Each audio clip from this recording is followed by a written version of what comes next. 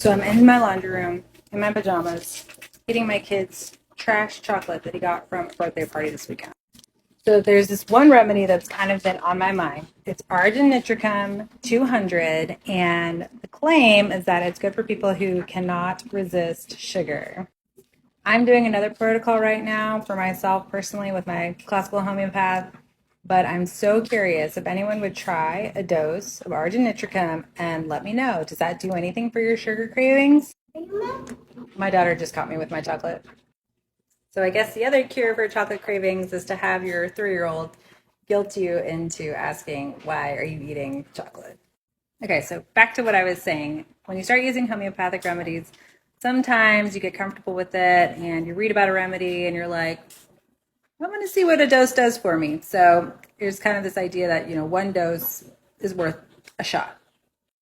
If nothing happens, don't push it, but at least you'll have that remedy on hand in the case you do have that anticipatory anxiety, and then you could pop one there and see if that helps you with that. Let me know how it goes and follow for more homeopathy tips.